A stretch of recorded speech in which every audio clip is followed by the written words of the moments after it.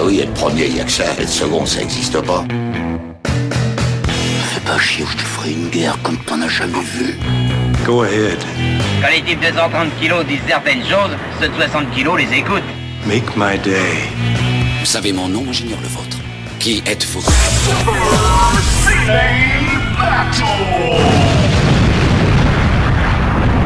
Le second, c'est un con.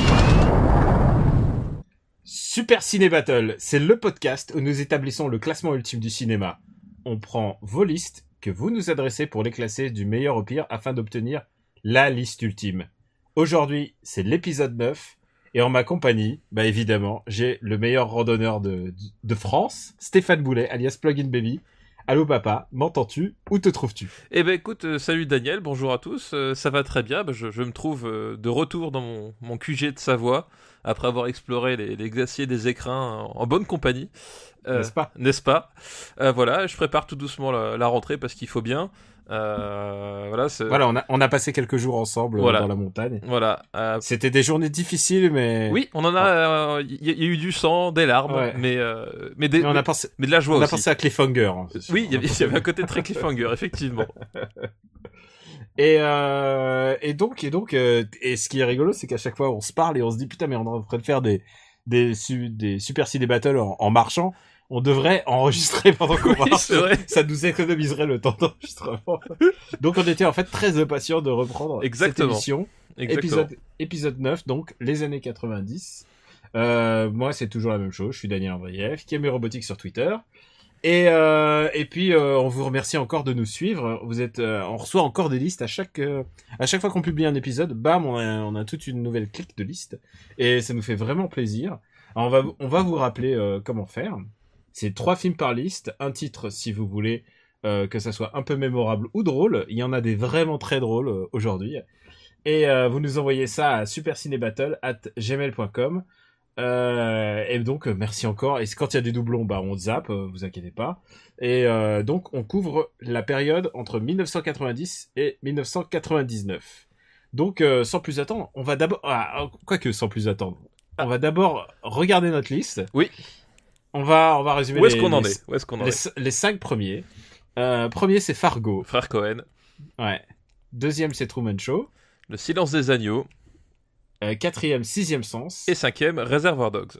Voilà. Et je pense que ça va bouger aujourd'hui parce que j'ai prévu une grosse liste de gros titres parce qu'il faut quand même... des mastodontes, quoi. Faut qu'on accélère un peu le pas. Et on va quand même rappeler qui est derrière aussi, tant qu'à faire. On va pas les oublier. On va rappeler qui est derrière. 31e, Super Mario Bros. 32e, Double Dragon.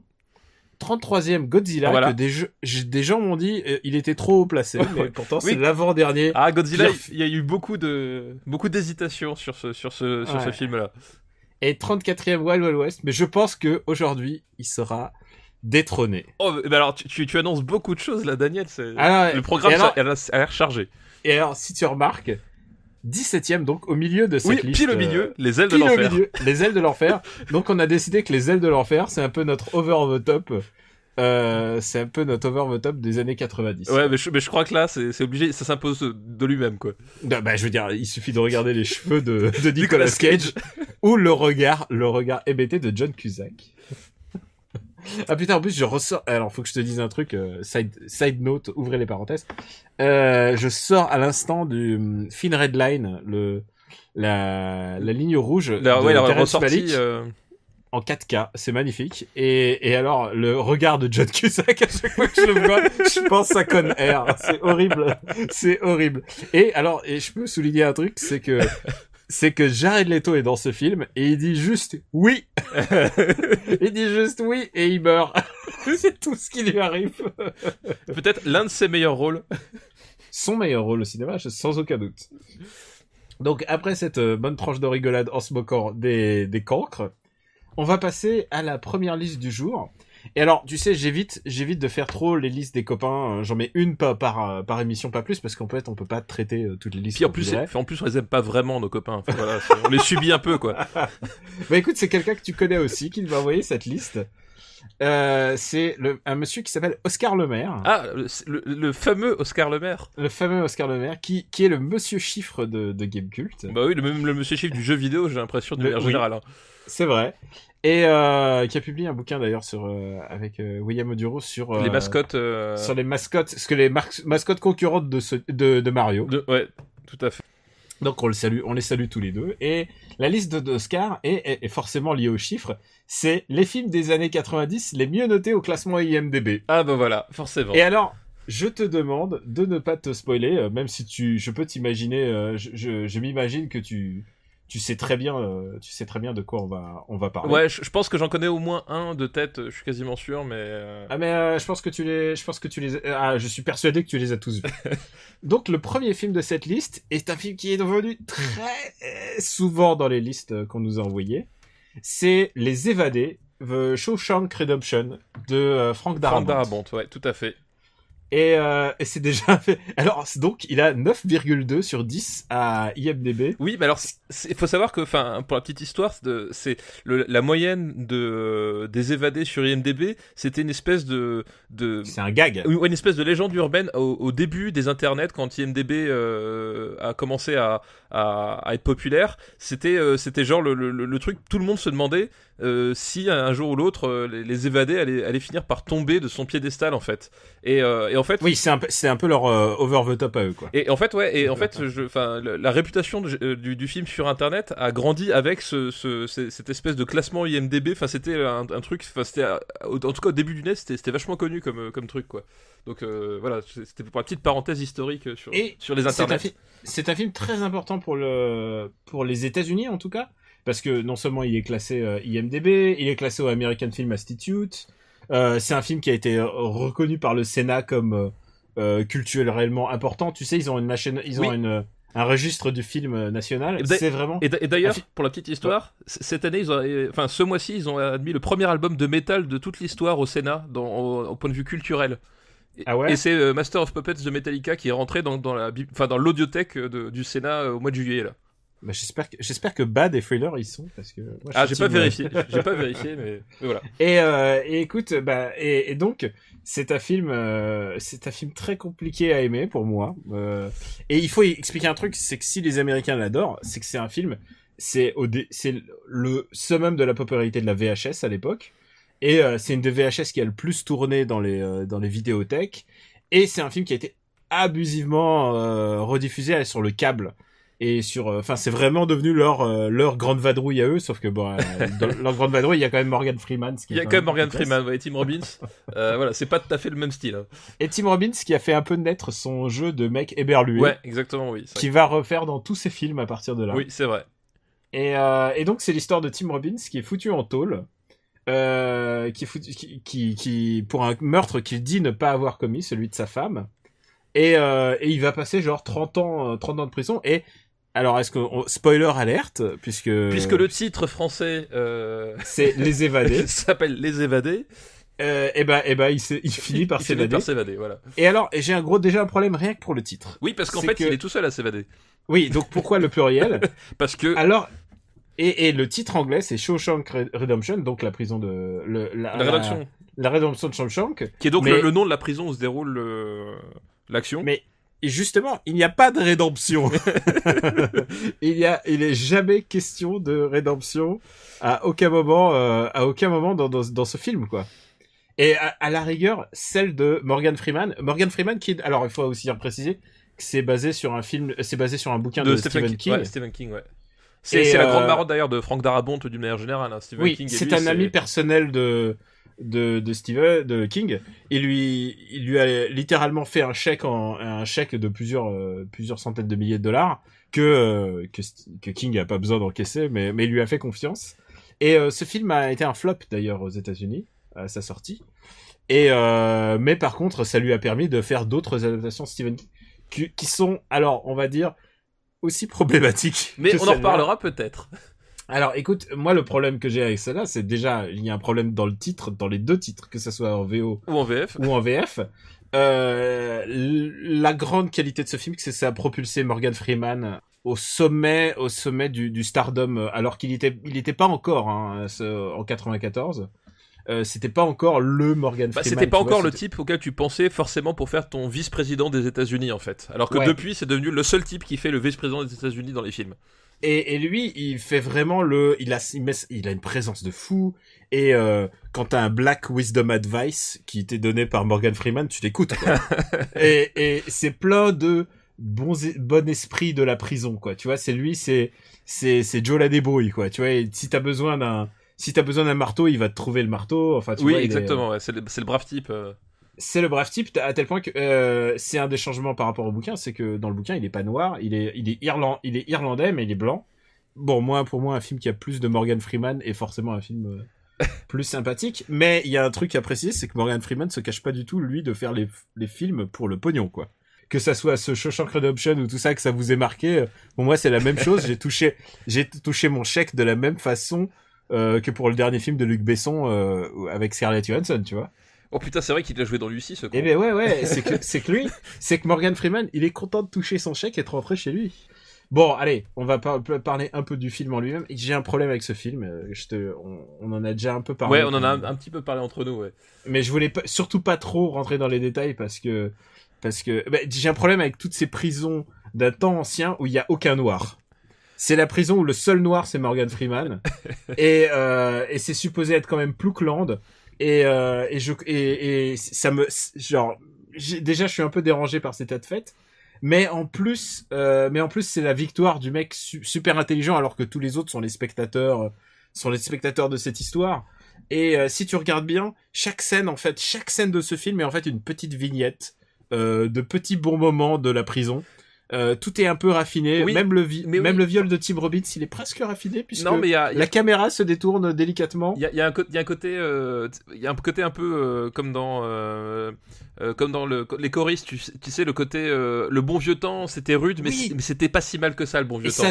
Ça se voit même à la photographie de Roger Deakins qui est extraordinaire. Putain, c'est un film plastiquement super beau. En fait, c'est très délicat, en fait. Et c'est très étrange pour un film, effectivement, qui nous raconte 30 ans de prison à une époque où t'imagines bien que, justement, t'en chies des ronds de chapeau, quoi. Ah oui, non, c'est clair que c'est pas Banshee. Ah, c'est pas Banshee, ça c'est sûr. Mais même, c'est pas un film de prison type. Non. Parce que les films de prison type, en général, on te vend quand même la torpeur, la prison. Et là, en l'occurrence, il y a quand même un méchant qui est le directeur de la prison. Et il y a Clancy Brown dans le rôle du sergent. J'adore Clancy Brown. C'est celui qui joue le chef des gardiens et tu le reconnais parce qu'il a joué dans Starship Troopers. Tu vois, il a une tronche, ouais. Il a une tronche de connard. Je l'ai entendu dans un podcast que je mettrai en recommandation et il était en interview non mais il dit toujours j'étais toujours le deuxième choix de tous mes films. Ouais, non, oui, c'est assez touchant, c'est vraiment l'histoire d'un second rôle américain. Mais en plus c'est une vraie gueule de second rôle et moi c'est pareil, c'est un acteur que j'aime beaucoup parce que en fait effectivement tu le vois toujours mais jamais vraiment, enfin tu sais, puis à chaque fois que tu le vois il est là, il est posé là, il est content d'être là. À chaque fois il joue un sergent qui te brise la colonne vertébrale avec son bâton. C'est à l'image de ce film, c'est raffiné, mais j'arrive pas moi c'est un truc j'arrive pas du tout à souscrire à cette histoire, moi. Et d'ailleurs pour ceux qui remettent pas exactement Clancy Brown, c'est le méchant d'Highlander, hein. Voilà. Ah oui, c'est vrai, tout simplement. Tout simplement, voilà. C'est peut-être avec sa tronche. Regardez méchant Highlander, vous verrez, vous comprendrez ce qu'on dit dans le côté tronche de cinéma, écoute, quoi. Pour ce film. Assez beau, mais quand même vraiment cucul-à-praline. Pour moi, c'est le cucul-à-praline. Non, et je devrais pas utiliser ça parce qu'on verra pire. Non, mais c'est pas vraiment cucul-à-praline. Non, mais c'est bon esprit, bon enfant. C'est un film extrêmement lisse en fait, et c'est très peu marquant finalement, je trouve. Et je comprends que que le public américain, le grand public américain adore ce film. Donc la seule leçon de vie qu'on a dans ce film. C'est que deux hommes peuvent s'aimer en prison sans sexe. Voilà, c'est ça. Et c'est vraiment ça, si tu regardes. Et d'ailleurs, je crois que j'ai vu un montage il y a pas longtemps où tu vois un hypercut où ce film est remonté comme si c'était une comédie sentimentale. Ouais. Et ça passe très bien parce que à la Top Gun. Il y a aucune aspérité dans ce film. Oui, il y a vraiment c'est et c'est pour ça que finalement contrairement à ce que je pense beaucoup s'attendent, il va pas finir très très haut dans le classement en fait. Ah non, déjà il va commencer très très bas, je pense. Je regarde la 9e porte. C'est quand même moins con que la 9e porte, enfin tu vois, c'est comparé à je le vois pas en dessous du 5e élément en fait. Enfin putain, même il y a idée Independence Day en fait, je me rends compte. Moi je préfère regarder Independence Day que ça. Ok, ça marche. Et non, je préfère 5e élément même. Ouais, 5e élément. Alors mais je te donne pas Stargate alors. Non, de Stargate. C'est pas vrai que Stargate est sous le 5e élément. Hein, Donc, Les Évadés. Donc, le film préféré d'IMDb. Et arrive à la 25e place de notre classement. Deuxième film, et ô combien d'âpres discussions. Enfin, je sais pas, je connais pas ton avis là-dessus. 8 avec 8.9 sur IMDb, c'est La Liste de Schindler. Ah, La Liste de Schindler. Alors c'est film de Steven Spielberg qui raconte la rafle du ghetto de Varsovie et surtout comment Oscar Schindler un mec Schindler propriétaire industriel industriel va utiliser finalement ses relations et sa position dans la société allemande de l'époque pour sauver des juifs suite à une prise de conscience un peu tardive mais néanmoins réelle. Et Schindler va devenir ce qu'on appellera plus tard à la fin de la guerre, injuste. C'est ces non-juifs qui ont aidé les juifs au péril de leur vie. Voilà. Avec le fameux dicton, si tu sauves une vie, c'est comme si tu sauvais l'humanité tout entière. Voilà, c'est ça. Et c'est un film, en fait, c'est ce qu'on disait dans les autres podcasts, c'est Spielberg qui commence à faire des films sérieux, et il y a des moments de grâce absolument fabuleux dans ce film-là. Et des moments de maladresse absolument énormes aussi. Tu te demandes comment. Alors moi, tu vois, quand il y a des variations de couleurs, de chromos dans le 6e sens, j'y vois du sens, mais que là, tout d'un coup, t'as une petite, je sais plus si c'est la robe rouge. Oui, c'est une petite fille avec la robe rouge en fait. Et que t'as de la chromo un peu, et c'est un tire-larme, hein, c'est sûr. Et tout d'un coup par exemple t'as une volonté de suspense, genre la caméra va zoomer sur le pommeau de douche et tu te dis putain il y a du zik qui va sortir, et non en fait c'est une vraie douche. Et en fait oui, il y a eu effectivement, pour moi c'est la scène la plus problématique de tout le film, c'est qu'effectivement il fait du suspense dans la scène des douches avec les femmes qui arrivent à Auschwitz, qu'est-ce qui s'est passé dans ces douches, on sait tous ce qui s'est passé dans ces douches, et en fait il aurait montré la scène, elles auraient juste pris une douche, il aurait pas fait du suspense, ça aurait pas été un problème, mais là il fait du suspense là où il faut vraiment pas en faire. Et certains l'ont accusé de négationnisme. Je pense que c'est complètement absurde d'accuser Spielberg de négationnisme. Je pense que ce serait stupide. Ils ont pas regardé son arbre généalogique et ce qui s'est passé dans sa famille.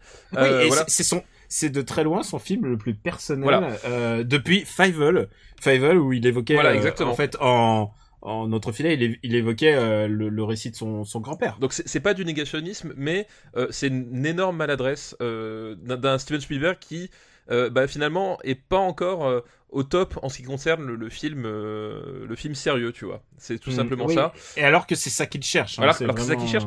Tu vois qu'il a vraiment envie de faire ce film.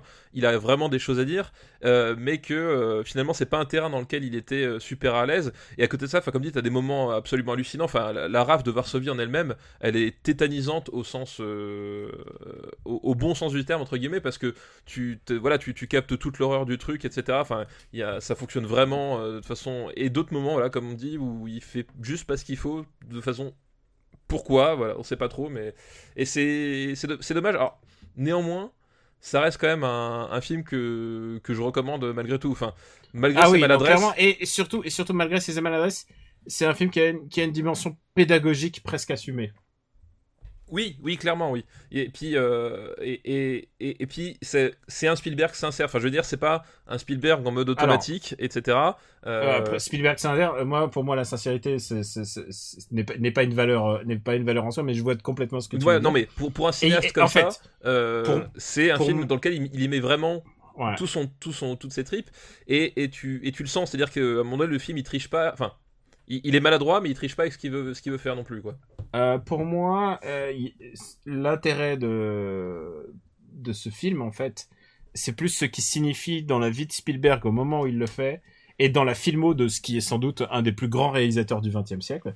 Sa signification dans sa vie plutôt que sa qualité intrinsèque. Oui, je vois ce que tu veux dire, ouais. Et on peut pas aussi nier toute la puissance des acteurs. Oui, voilà. Les acteurs dont aucun n'est allemand, mais qui le jouent. Oui, non, le casting le casting est voilà. Liam Neeson, avant de péter des doigts de Slovaque à Paris, c'était quand même un Oscar Schindler grandiose, quoi. Et Ben Kingsley, Ralph Fiennes. Voilà, c'est vraiment. Ils sont vraiment au top de leur acting. Donc c'est ce qu'on pourrait dire. On est passé pas loin du grand film, en fait. Ouais, on est passé pas loin du grand film. Et je t'avoue que quand même, c'est un tire-larme, et la dernière fois que je l'ai vu, j'ai chialé comme une madeleine. Ah bah oui, mais oui. C'est fait pour ça, quoi. C'est fait pour ça, et pour le coup, et attention, il y arrive. On va parler d'autres films qui font chialer après. Parce qu'on est des grands sentimentaux à Super Ciné Battle. Je fais un trigger warning, je pense. Alors, où est-ce qu'on va le classer ? Alors, tu vois, évidemment au-dessus de Street Fighter. Même au-dessus de Snake Eyes, quand même. Au-dessus de Snake Eyes. Ouais. Moi, je le laisserai quand même en dessous de Ghost Dog. Écoute, tu as raison, au-dessous de Ghost Dog et au-dessus de la haine. Voilà, ça me semble être une bonne place. C'est la 7e meilleure place. Ouais. C'est plutôt une bonne place pour un film comme on dit, sur lequel on a mis vraiment beaucoup de pincettes. Ouais, c'est ça. C'est pas un mauvais film, mais c'est pas. Enfin, il y a un truc, voilà, tout est là. Non, c'est clairement pas un mauvais film. Non, mais c'est un film qui pousse à la discussion. Voilà, exactement. Mais qu'il faut voir. Vous voyez le. Je pense que c'est le but, c'est presque son but que ça soit diffusé dans les écoles. Oui, et peut-être finalement, c'est peut-être là effectivement sa principale vertu, c'est que finalement tu l'as vu et que tu t'en discutes après, ça fait exister le sujet, quoi. Ouais, complètement. Ouais, donc Schindler List quand même hautement classé. Et est-ce que c'est pas c'est le premier. C'est peut-être le premier Spielberg qu'on a, ouais. Non, c'est le premier Spielberg en tout cas sur les années 90. Sur les années 90, ouais. Oui, bah oui. Eh ben écoute, c'est une bonne entrée, alors que c'est pas un film sur lequel on était emballé. Et troisième film de la liste, et je me rends compte qu'on prend beaucoup de temps, mais bon, en même temps les films sont assez intéressants. Oui, bah il y a matière à discuter. Hein. Eh ben écoute, 8,9 pour Pulp Fiction. Voilà, Pulp Fiction. Tu l'attendais. Ah bah oui. Bah moi c'est pas compliqué, c'est mon Tarantino favori. Pour moi c'est vraiment, il y a pas d'embarre. Alors non, spoiler alert, mon Tarantino préféré c'est le suivant, moi. C'est Jackie Brown, du coup. C'est Jackie Brown, parce que Jackie Brown, je trouve qu'il est moins comment on dirait, à la one again, il est plus tu vois, tu parles de sincérité, je trouve que Jackie Brown est beaucoup plus sincère dans son film de genre que Pulp Fiction, qui est clairement, alors il faut remettre Tarantino à l'époque, c'est que Tarantino il revient de Cannes, revient tout le monde a vu Reservoir Dogs à Cannes, il revient d'un petit succès. Il est shooté comme pas possible, et il dit je vais faire Pulp Fiction, et il rachète le script de son pote Avary. Avary, ouais, Roger Avary. Il rachète le script, et en fait le script de Avary, je crois qu'il se centrait sur le coup de la montre, et ensuite ça se finissait chez Z, tu vois, donc tu vois, en fait, beaucoup plus succinct. C'était un arc des personnages, et ensuite ils ont bradé tous ensemble au-dessus, et il y a eu toute une histoire d'ailleurs que Tarantino voulait le full crédit auteur, comme ça il pouvait mettre written and directed by Tarantino. Ça s'est évidemment réglé. Oui. Ils étaient beaucoup moins copains après. Beaucoup moins copains après. Ouais, non, mais voilà. Mais ça n'enlève absolument pas le caractère Pulp Fiction, c'est extraordinaire de ce film. C'est l'explosion de Tarantino, c'est l'explosion d'un style qui d'ailleurs après va influencer les 20 années qui vont suivre, hein, c'est pas compliqué. Alors, c'est que tous les jeunes réalisateurs, on va penser au Guy Ritchie par exemple et compagnie, qui voulaient faire un truc qui soit dans le vent et se démarquer, ils ont essayé de copier le style Tarantino avec ces personnages hyper hauts en couleur, ces envolées lyriques dans les dialogues. Et puis sa réalisation pop-moderne, postmoderne. La réalisation postmoderne, l'utilisation de musique rétro dans un contexte nouveau. Les l'ellipse, les ellipses. Enfin, il y a la tellement de choses qui sont la marque de Tarantino. Et c'est assez incroyable. Et enfin voilà, tout le cinéma de Tarantino est cristallisé dans ce film-là, quoi. Et le casting est énorme, quoi. Enfin. Et alors, il a lancé en plus un truc, c'est le fait de mettre une star déchue. Une star has-been, voilà. Ici, Travolta. Travolta. Personne n'en voulait. Et il lui offre, le rôle de sa vie. Travolta, il est en Vincent Vega, tueur à gages complètement défoncé. Et depuis, c'est devenu sa marque de récupérer un acteur has-been. Tout à fait. Ou un acteur d'Hélène et les garçons pour. C'est ça. Enfin, j'irai pas jusque-là. Et c'est là que tu vois que c'est aussi un directeur d'acteurs génial. C'est que il a le nez pour ses castings, et même quand il a des underdogs ou des personnes, il arrive à en tirer le meilleur. Et là, c'est pareil, Bruce Willis, son personnage, voilà, qui pouvait croire que Bruce Willis, on allait en faire quelque chose comme ça, quoi. Voilà, c'était. Certainement pas moi, mais ensuite il aura d'autres. Il a notamment le 4e meilleur film des années 90. Voilà, tout à fait. Mais c'est à partir de là où finalement les gens ont voulu faire jouer des choses à Bruce Willis. Bon, on s'en est un peu mordu les doigts. C'est le premier film indé qui a dépassé 100 millions de dollars de recettes, donc c'était un benchmark pour plein de choses. Voilà. Palme d'Or 94 sous la huée du jury, enfin pas du jury mais des spectateurs, etc. Enfin, mais je crois que c'est Toscan Duportier qui a dit c'est une honte ou un truc comme ça. C'est une honte, c'est l'invasion américaine, enfin tous ces conneries. Et en même temps, je peux comprendre parce que vraiment ils l'ont fait, ils sont allés comme des roublards. Enfin, tu vois Tarantino qui faisait ses doigts d'honneur. Oui, non, mais de toute façon, c'était l'esprit du film aussi. Clint Eastwood qui était le président du jury. Le président du jury qui vient faire la bise en personne. Alors que je crois que ça se fait pas normalement. Non, mais voilà, mais en plus, voilà, c'était l'année Osef. Ouais, ça faisait du bien, un petit coup de pied dans les couilles des institutions du festival. Franchement, ça leur faisait pas de mal, quoi.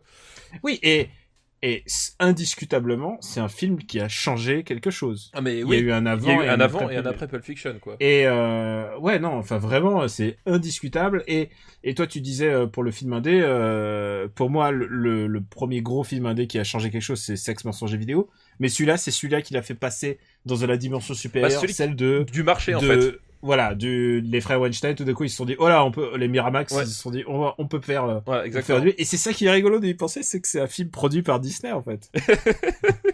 Puisque Miramax, c'est le premier film, depuis que Miramax s'est fait racheter par Disney à l'époque. C'est génial de penser ça, quoi.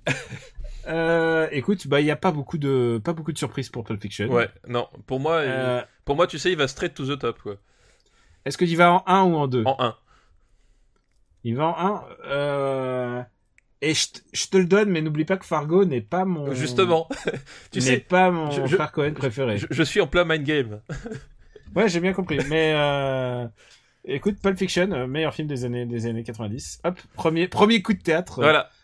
Mais en même temps, je le sentais arriver. Non, mais en même temps, tu peux pas nier que ce film-là a de l'importance pour le monde entier, mais aussi pour nous. Mais oui, pour nous, parce que. Puis j'avais l'âge d'aller le voir au cinéma, bordel. Bah moi aussi, je l'ai vu en salle. Et alors, figure-toi que puisqu'on est dans les anecdotes perso, je n'ai pas aimé à mon premier visionnage. Ah oui. Ouais, je me disais putain, il y a vraiment cette espèce de truc méta, ça me dérangeait. J'ai dû m'y reprendre plusieurs fois pour aimer. Et alors, j'ai vu, depuis sur YouTube, il y a un mec qui a fait le montage en ordre chronologique. Oui, en linéaire, ouais. Ça n'a aucun intérêt. Mais oui, et c'est là, le génie, c'est que c'est de la pure maîtrise et compréhension du langage cinématographique. C'est que Tarantino, il avait accouché d'un super script, il y avait des super acteurs, etc. Mais après, il a su faire un vrai film avec ça et maximiser à chaque fois la portée et la puissance de ses scènes, quoi. Et c'est ça qui... ce type-là, il avait, tu vois que c'est un réalisateur qui d'instinct avait tout compris au cinéma, quoi. Et puis je pense que sans discussion possible, c'est le meilleur film, la meilleure écriture de film, le meilleur montage de film sous cocaïne de tous les temps. Oui. Ah non, parce que c'est évident. Enfin, ils l'ont dit, il était complètement shooté quand il l'a écrit, quand il l'a fait. Ils l'ont écrit à Amsterdam, si tu veux. Donc, oui, d'où les références d'ailleurs de Vincent Vega. C'était pas pour le Nutella qui c'était là. Et ouais, non, c'est vraiment, c'est un film de camé. Et c'est incroyable qu'un film de camé puisse avoir cette gueule-là, quoi. Parce que c'est vraiment filmé comme du grand cinéma. Mais tu sais, les camés ont souvent fait les plus grandes œuvres. Enfin, les meilleurs bouquins de Philippe Cadic, c'est quand il était complètement défoncé et qu'il savait plus comment il s'appelait. Hein, donc, quelque part... Je vais regarder ton œuvre à toi, tes montages, je vais voir lequel est le préféré. Voir. Bon bah écoute, c'en est fini de la liste de Oscar Le Maire. Très bonne liste, merci. Qui nous a quand même pris 20 minutes et qui nous a quand même donné un numéro 1. Mais en même temps, Pulp Fiction, je t'avoue qu'il y revenait très souvent. Honnêtement, enfin c'est les années 90. Si tu peux le résumer à un film, ce serait peut-être celui-là, quoi. Écoute, on va prendre un peu de, on va lâcher un peu du lest. On va faire des films un peu japonais avec la liste de Dimitri Germain. Bonjour Dimitri, merci. Et qui nous envoie une liste qui s'appelle Takeshi plus Hayao égale Jo. Oh, Takashi, oh là. Takeshi plus Hayao. Donc, tu peux t'imaginer que la thématique, c'est la bande son. Et on commence par Scene at the Sea de Kitano de 91. Ouais, tout à fait. Scene at the Sea. C'est une histoire de surfeur. Il est sourd, c'est ça dans mon souvenir. Il était handicapé. Attends, c'était quoi déjà? Il était handicapé. Oui, il était sourd. Et il trouve une planche de surf. Voilà. Il est sourd et muet et il trouve une planche de surf. Voilà, c'est ça. Et du coup, il est éboueur dans la rue. Il est éboueur. Voilà. Et d'un seul coup, cette planche de surf, ça va devenir le but auquel il va s'accrocher. Il va tout faire pour aller jusqu'à la mer pour pouvoir l'utiliser, quoi. Et c'est à peu près tout ce qu'on peut dire. Voilà. Parce que c'est un film complètement éberlué de Kitano. Oui, c'est très comment dire, c'est très atmosphérique comme film finalement. C'est très panthéiste, je serais tenté de dire. Genre c'est un film qui est posé la caméra et il regarde ce qui se passe. Ouais, donc c'est assez particulier à suivre. Pour ceux qui connaissent aujourd'hui, enfin Kitano aujourd'hui est quand même un personnage assez connu, etc. C'est peut-être pas je conseille peut-être pas de commencer par celui-là parce que c'est assez bizarre, assez déstabilisant. Non, c'est un film qui s'inscrit dans sa filmographie. Il est beaucoup plus intéressant si tu remontes.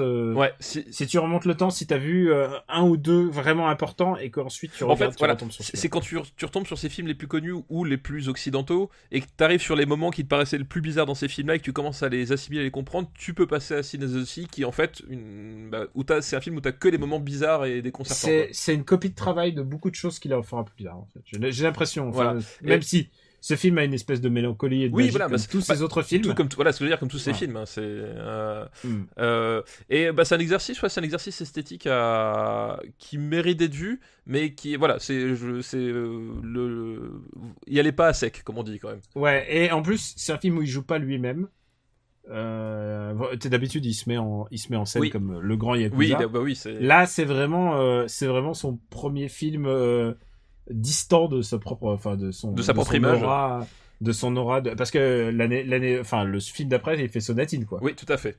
Donc c'est genre on a assez déconné maintenant. Donc, alors voilà. Écoute, j'ai du mal. Écoute, est-ce que tu le mets au-dessus ou en dessous de Street Fighter? Parce que ça fait appel à ce qu'on aime regarder ou pas. Ouais, c'est ça. Le truc, c'est que c'est certainement pas le Kitano que j'ai envie de regarder. Et ça reste... ni même la bande son de Joe Hisaishi, puisque c'est le thème de la liste de Dimitri. C'est même pas la meilleure bande son de Joe Hisaishi. Il peut pas aller dans la seconde moitié, c'est pas possible du classement, quoi qu'il arrive, quoi. Mais quand même, tu sais quoi, je préfère regarder Doberman, tu vois. Oui, mais alors, est-ce que tu préfères regarder Volte-Face? Volte-Face, je te l'ai donné. Oui, mais je pensais à me piéger maintenant. Volte-Face, je te l'ai donné. Mais putain, tu me fais du mind game depuis le début là, mais t'es un bâtard. Non, écoute, je le mets entre Doberman et je le mets au-dessous de Delicatessen et je trouve qu'il en a un peu l'espèce d'esprit un peu décalé, lunaire. D'accord, ok. Alors j'admets l'argument, je te laisse, c'est bon. Écoute, on continue avec la liste de Dimitri avec Princesse Mononoke. Princesse Mononoke, qui c'est comment ça s'appelle? Miyazaki, voilà, je suis vraiment trop con. Hayao Miyazaki. C'est ce que me disait ton père. Il me connaît depuis un moment, c'est pour ça. Hayao Miyazaki qui filme une grande fresque à la fois guerrière et naturaliste. Et c'est son plus grand film d'action. Oui, et c'est genre parce que les autres ils sont plus, je dirais, posés. Là, il y a clairement des scènes qui ont été pensées comme un film d'action. Oui, tout à fait. Miyazaki a 50 balais, il se dit c'est ma dernière occasion de faire un film qui tabasse. Voilà, en termes de mouvement. C'est un Miyazaki épique au sens Ran de Kurosawa. C'est vraiment un côté de débauche effectivement de ce point de vue-là. Et d'ailleurs, c'est clairement son Kurosawa à gros sabots moderne. Et c'est clairement pour moi la principale limite du film, c'est que contrairement à beaucoup de gens qui ont vu et aimé quasiment toute la filmographie de Miyazaki, je le classe pas si haut que ça dans mes Miyazaki personnels. Tu vois, je dis pas que c'est un mauvais film, mais je dis que dans sa filmographie, j'en ai facilement 6 ou 7 qui passent devant, tu vois. Alors, je dirais pas 6 ou 7, mais peut-être que 3, et c'est déjà... Écoute, moi je trouve que jamais le monde médiéval japonais un peu fantasque, des espèces de Jipang, n'a jamais été aussi bien mis en scène. Je trouve que en termes de mise en scène, c'est peut-être un de ses plus aboutis avec Chihiro. Ouais, alors bizarrement justement, moi je trouve qu'en termes de rythme, il gère vachement moins bien le rythme dans cette configuration que dans des configurations justement plus posées ou même, enfin tu vois, par exemple tu prends un Nausicaa, je trouve Nausicaa vachement plus captivant finalement que alors non, je préfère Mononoke quoi. Je préfère Mononoke que Nausicaa, et en même temps ils se croiseront jamais puisqu'ils sont pas de la même décennie. Mais voilà, c'est jusqu'à ce qu'on fasse un super ciné Miyazaki. super Miyazaki Battle.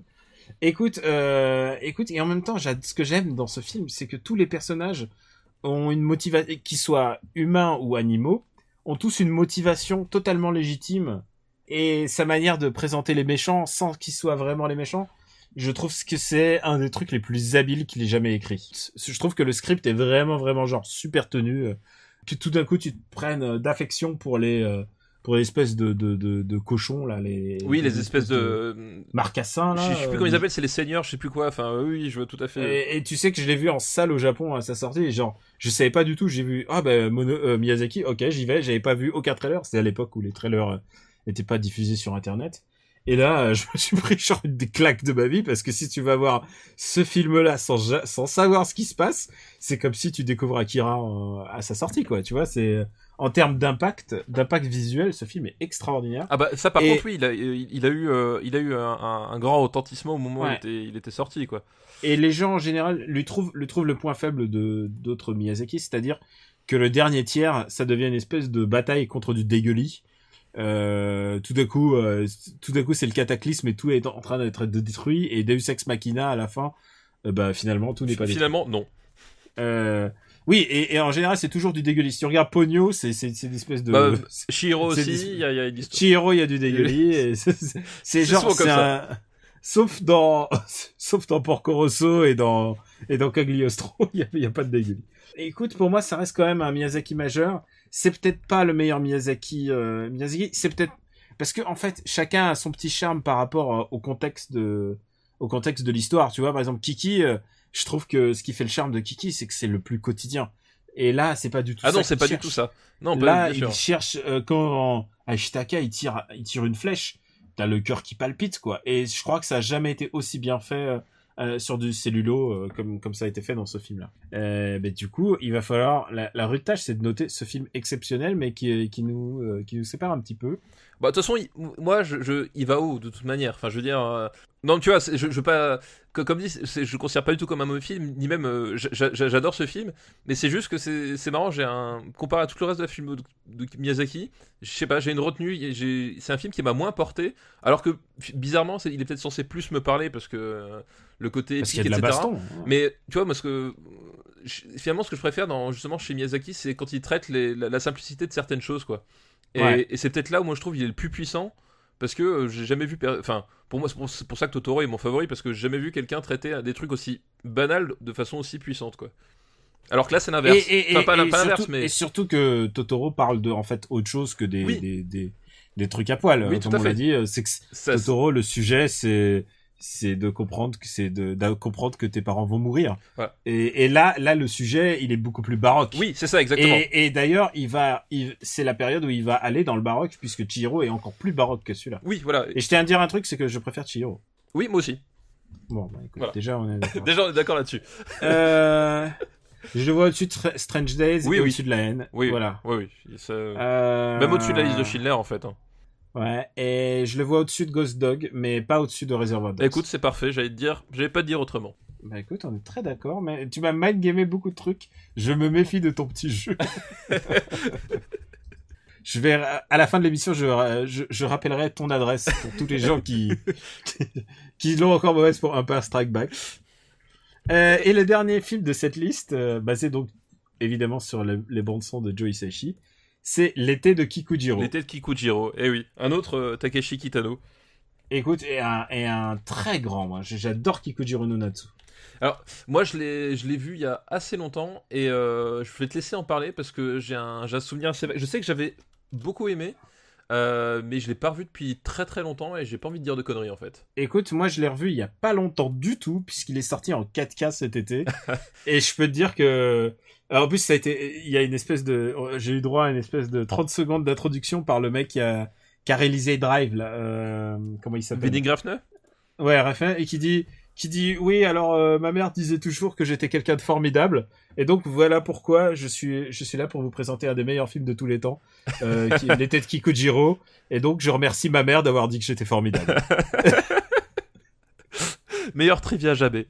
Et quand j'ai regardé ça, j'ai fait qu'est-ce qui se fout de notre gueule en fait depuis le début, et maintenant il se fout de notre gueule avec ses films. Bon, on va pas parler de Drive et des autres. Écoute, c'est un film de Yakuza, mais pas vraiment de Yakuza. Non, parce qu'il y a un personnage de Yakuza, c'était très bizarre parce qu'il y avait des personnes qui étaient venues avec leur enfant dans la salle en se disant c'est quand même une belle histoire d'un petit gamin. En fait, pas du tout. Oui. C'est l'histoire d'un gamin qui est abandonné, qui vit avec sa grand-mère et qui croise le chemin d'un espèce de marginal, quoi. Et lui, il veut aller voir sa mère qui vit à la mer, et donc ce marginal, il va l'emmener presque en road movie à travers le Japon. Mais le truc, c'est que il va l'escroquer un peu, le petit garçon, puisqu'il va lui prendre tout son argent. Ils vont jouer tout l'argent, ils vont être fauchés. Et ça va être une longue balade à travers le Japon jusqu'à des bleds impossibles. Et en fait, c'est vachement triste parce qu'en fait, sa mère l'a vraiment abandonné, le gamin, puisqu'elle a refait sa vie ailleurs. Et du coup, le film prend une tournure très très bizarre puisque ça ressemble un peu au Magicien d'Oz, où il y en a un qui est un peu l'épouvantail, il y en a un autre qui ressemble. Et genre, Kitano l'a reconnu lui-même que il s'est inspiré un peu du Magicien d'Oz au moins dans sa structure de personnage, puisqu'il y aura des espèces de motards qui vont être là, et il va avoir littéralement 30 minutes où ils vont essayer de égayer ce gamin. Oui, ouais. Dans un endroit un peu cracra, enfin genre. Oui, non, mais en fait, ils ont trouvé l'endroit le plus crade du Japon pour faire la scène. Et c'est vrai que c'est un film, enfin, c'est un film très, pour le coup, très mélancolique, et c'est marrant parce que effectivement, comme tu dis, c'est que tout le truc, c'est qu'effectivement le petit garçon est genre à la limite de la dépression, pour autant qu'on puisse l'être quand un petit garçon. Il joue à minima, oui. Et c'est déjà bien parce que ça lui évite de mal jouer. En fait, comme les enfants japonais. Lui, il est trop jeune pour mal jouer. C'est l'effet Kuleshov en fait. Tu projettes sur cette espèce de petit garçon affable, ce que tu comprends du film et ce qui se passe autour de lui, mais en fait au final tu sais jamais trop où il se situe, et c'est ça qui est assez délicat. Et t'as pas le côté rassurant que t'as en disant à la fin chic, tout est bien qui finit bien, quoi. T'as pas le relief que tu peux attendre et que certains spectateurs sans doute étaient venus chercher, quoi. Ouais, et Kitano, il arrête pas de le traiter de connard. Enfin, vraiment, il lui dit Bakayaro tout le temps, alors que c'est un petit garçon. Il y a un moment où le petit garçon, il y a un vieux monsieur qui vient le voir dans les fourrés et qui lui demande de montrer sa bite. Enfin, et d'ailleurs, je dis bon courage aux parents qui sont venus avec leurs petits enfants pour leur expliquer cette scène, parce que le petit Kikujiro, il est sur le point de se faire violer. Et là, évidemment, Kitano arrive et il lui défenestre la gueule, comme il sait si bien faire. Ah putain, tu sais quoi? Je crois que les meilleurs passages à tabac que j'ai jamais vu au cinéma, je crois que c'est Kitano. Ah mais Kitano, ouais, il est pour ça. Et je crois que mon passage à tabac préféré, c'est dans Hanabi, je crois. Oui, oui. Dans Hanabi, il est tellement. Oh putain, il est tellement. On n'en parle pas. Ouais, c'est vrai. On se garde. Mais L'été de Kikujiro est un film assez tendre et magique, malgré une espèce de noirceur. Oui, c'est ça. C'est l'équilibre. Enfin, il y a une espèce de jeu permanent qui se fait entre le rapport de l'enfant au monde, parce que il l'affronte finalement avec ses yeux et ses capacités d'enfant, et ses adultes qui sont soit à moitié barrés, soit à moitié cruels. Enfin, c'est assez étonnant finalement ce que ça dit sur l'enfance aussi, et non, mais c'est à voir, quoi. C'est à voir. Ah non, c'est clairement à voir. Vraiment, Et puisqu'on est dans la thématique Joe Hisaishi, la bande son, elle est en béton armé. Oui, vraiment, c'est très très haut dans sa. Il était très très enfant. Et c'est marrant parce que heureusement parce que ce n'est même et c'est une phrase que j'ai déjà dit, mais ce n'est même pas mon préféré, quoi. C'est même pas mon Kitano. Ah ouais, moi non plus. Et moi non plus. Mais en plus c'est marrant parce que l'utilisation de la bande son aussi est très hypnotique. Et le fait que Hisaishi soit super en forme, c'est... c'est un mec qui sait faire les thèmes et il sait les reproduire, mais de manière intelligente. Ouais, et c'est très bien utilisé. Quand il est pas flemmard, c'est vraiment Joe Hisaishi est extraordinaire. Écoute, on a dit beaucoup de bonnes choses sur ce film. Est-ce qu'on le met au-dessus ou au-dessous de Mononoke? C'est ça la question. Moi, je préfère quand même Mononoke, quoi. Ouais, moi aussi. Donc on peut le caser là. Écoute, je le mets, je mettrais, je regarde la liste, le top, je le mettrais juste au-dessous d'un autre beau film sur l'enfance, je le mets au-dessous de Bernie. Écoute, ça me va tout à fait. Je savais que j'allais te... Je savais que j'allais te... Avec un argument pareil, que veux-tu que je dise? Et voilà. Et ben, on va remercier Dimitri. Merci Dimitri, ouais, très bonne liste. Merci Dimitri pour ta très jolie liste. De toute façon, il n'y a pas de mauvaise liste. Hein, ouais, non, mais après, je les sélectionne. Et tu sais quoi, et c'est compliqué, hein, parce qu'il faut essayer de faire un peu de cinéma un peu popu, cinéma un peu pas popu. Enfin, tu vois, il faut faire un équilibre. Il faut qu'il y ait de tout. Et vu que les années 90, on est très loquace, on a déjà, genre, là, je dirais, fais attention, là, on rentre dans la cadre de la dernière liste. Non, on va quand même enchaîner. Allez, on est chaud. On est parti. Écoute, c'est une liste qui est envoyée par un fidèle auditeur qui s'appelle Pradones. Merci à toi. Et le titre de sa liste, c'est les films où j'ai pleuré toutes les larmes de mon corps. Oh là.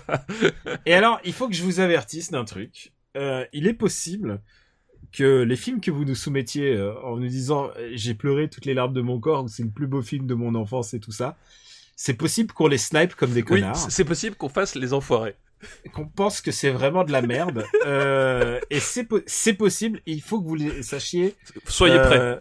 Et soyez prêts. Et voilà. On avait promis pour cet épisode qu'il allait avoir de la joie, de l'humour, mais aussi du sang. Et là, je pense qu'il y aura du sang. Ah. Tant mieux. C'est ce que je préfère. Et tu sais, à tout hasard, je lui ai écrit. C'est ce que je fais jamais.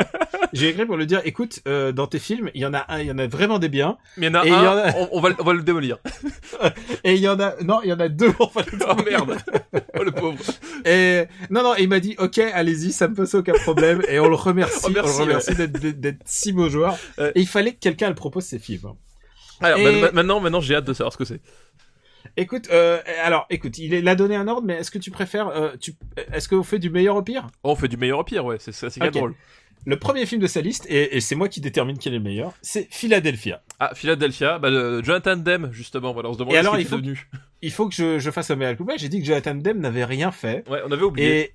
Et c'est vrai que, non, il a quand même fait Philadelphia, qui est un film cinématographiquement réussi et qui est surtout historiquement très important. Très très important parce que les années 90 malheureusement entre autres choses c'était l'hécatombe du sida. C'était les années sida. Bon, la découverte du virus c'était dans les années 80, mais les années 90 c'était la mort de Freddie Mercury notamment, c'était plein de gens connus qui d'un seul coup montraient que le virus pouvait toucher n'importe qui. C'était le moment aussi où on se rencontrait que ça ne touchait pas que les homosexuels, et que il y avait une ségrégation. Oui, parce qu'on appelait le cancer gay à l'époque, hein. Faut quand même se rappeler dans le monde dans lequel on vivait, l'une des dénominations dans le secteur médical qui traitait, c'était le cancer gay. Et justement aux États-Unis, mais même en France, il y avait des tas d'histoires avec des patients homosexuels qui étaient pas traités ou mal pris en charge par des médecins parce qu'ils voulaient pas choper le cancer gay. Enfin, tu vois, c'était bien lourd. Une période vraiment horrible.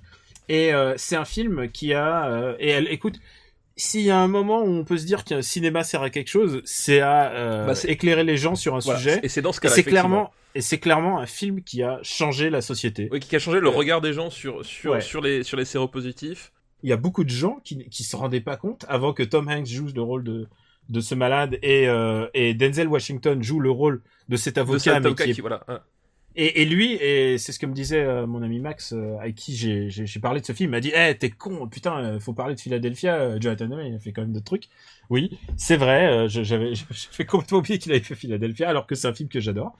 Denzel Washington, au début du film, refuse de serrer la main de Tom Hanks, qui est malade. Et au fur et à mesure, il lui serre la main et ensuite il le prend dans ses bras quand vient le final. C'est le film en fait. Les gens se sont aperçus, ils se sont rappelés que derrière ces malades, il y avait des êtres humains. C'est con à dire. C'est con à dire, mais c'est vraiment ça. Et c'était genre une révélation à cette époque-là qu'on puisse traiter ces personnes-là de cette façon-là, quoi. Et il y a eu de la controverse parce qu'en plus il y aura ceux qui sont malades, les associés de malades AIDS et tout ça, qui ont dit oh là là, on peut pas jamais montrer les homosexuels, les malades du sida autrement comme des mourants, et c'est un peu vrai, mais là il y a clairement un moment où fallait ce film-là. Il fallait ce film-là, il fallait ce choc-là, enfin voilà. Et en plus on peut pas nier qu'il soit vraiment c'est quali, quoi. Oui. C'est Tom Hanks qui joue extraordinairement bien. Ouais, tout à fait. Il a eu son Oscar. La BO de Bruce Springsteen aussi qui a participé. Une des meilleures chansons de Bruce Springsteen des années 90. Ouais. Qui a participé aussi à la renommée du film, etc. Enfin, non, c'était. Oui, Streets of Philadelphia, qui est une très très belle chanson. Ouais, tout à fait. Et alors moi, ça m'avait marqué à l'époque, alors que c'était pas des détails sur lesquels je m'attardais, mais la photo est très très belle, quoi. Vraiment, Philadelphie est une ville très cinématographique. Oui, tout à fait. On le voit on l'a vu avec Rookie. Et c'est un film de plus, genre la grande histoire de Philadelphie à travers le cinéma. C'est quelque chose d'assez passionnant. Est-ce qu'on le juge à l'aune du cinéma ou à l'aune de ce que... Disons que surtout, nous à l'époque, en tout cas, je pensais pareil pour toi, mais nous à l'époque où on l'a vu, c'était indissociable. Voilà. Mais maintenant il faut le juger par rapport à sa qualité filmique, c'est-à-dire et même sa qualité filmique, ça reste un bon film. Ça reste un bon film. Et c'est un mélo, de fait. Oui, c'est un mélo. C'est un tire-larme aussi. Mais ça reste un mélo maîtrisé, quoi qu'on en dise. Et avec deux grandes performances d'acteurs, parce qu'aujourd'hui on se souvient plus forcément, mais Denzel Washington, il savait jouer dans les années 90. Il savait jouer, quoi. Qu'est-ce qui s'est passé avec Denzel ? Dans les années 90, on va peut-être en reparler par la suite, mais il avait des bons rôles et il les jouait bien. Et là, oui, c'était à l'époque où il ne jouait pas que des mecs sûrs de lui. Il jouait. En fait, c'était à l'époque où il jouait autre chose que Denzel Washington, quoi. Depuis les années 2000, il joue le rôle de Denzel Washington dans tous ses films, et puis voilà, quoi. Il est arrivé la pire des choses qui pouvaient arriver à son jeu. Il s'est Will Smicisé. Oui, il y a un côté comme ça. Donc non, mais c'est un film qui mérite quand même cinématographiquement des grands acteurs, le bon film au bon moment. Ouais, voilà. Et il y a vraiment aussi c'est un film que je reverrai aussi rien que pour sa signification historique aujourd'hui. Ouais, tout à fait. Donc c'est pour ça qu'il mérite d'aller quand même dans le haut du classement. Haut. Ouais. On est d'accord. Est-ce que tu mets au-dessus de Schindler's List ou pas ? Je pense que Schindler's List cinématographiquement m'a plus marqué que Street of Philadelphia. Que Philadelphia, pardon. Même la haine, je le mettrais peut-être encore au-dessus. Ok, écoute, on le met juste au-dessous de la haine, mais au-dessus de Strange Days. Ouais. Voilà. Et écoute, voilà pour le premier film de cette liste. J'ai hâte de savoir les autres. Et le deuxième film de cette liste, c'est American History X. Ah, alors là, on va en point de divergence. Moi, c'est un film que j'aime bien, American History X. Alors, j'ai une haine viscérale de ce film. Toi, c'est parce que t'es contre les nazis, t'es pas tolérant comme mec, c'est pour ça. Alors, je suis contre les nazis, mais je suis contre les films de prison où tu rencontres un gentil black qui te dit le nazisme c'est pas bien et tu en ressors, tu es guéri de ton nazisme. Oui, alors c'est pas tout à fait ça, c'est plus c'est plus une rédemption à travers la prison, mais oui, parce que oui, c'est un film qui glorifie les valeurs rédemptives de la prison. Mais les films qui glorifient les valeurs rédemptives de la prison me foutent la gerbe. Ouais, mais de manière c'est pas le centre du film, parce que le centre du film ça reste quand même justement ce type-là qui a compris trop tard, parce que justement il va en prison pour avoir tué de façon sans doute l'une des séquences que je ne peux pas voir de tout le cinéma, elle se trouve dans ce film-là. Le meurtre du Black, c'est genre je suis horrifié rien que d'y penser. Mais c'est un type qui va essayer de se battre pour sauver son frère qui est parti, qui est été embrigadé dans le nazisme à cause de lui aussi, et à cause de son père, de son héritage familial, etc. Et moi je vois surtout justement comme le combat de ce type-là qui a réalisé trop tard que ses valeurs familiales de merde ne conduiraient qu'à la destruction de tout ce qui faisait son univers, quoi. Alors, c'est bien gentil, mais je trouve que le pivot du film est nul à chier. Genre, c'est vraiment nul. Et la morale de ce film, c'est vraiment tellement bien pensant. Et moi, les trucs de bien pensance au cinéma, ça me gâche complètement le film. Ouais, mais non, bien pensé. Et le coup de Gentil Black qui débarque, mais comme une fleur. Comme une fleur, et il lui dit c'est pas bien, et tout d'un coup il change. Ah putain, j'en peux plus de ces films. Mais je pense que dans mon souvenir c'était pas aussi ah si Switch pour moi comme ça. Pour moi c'est littéralement du flip flop. Hein. Ouais, moi j'ai pas un souvenir du tout comme ça. Puis surtout la fin, même si c'est du bon sentiment machin, je trouve la fin reste efficace.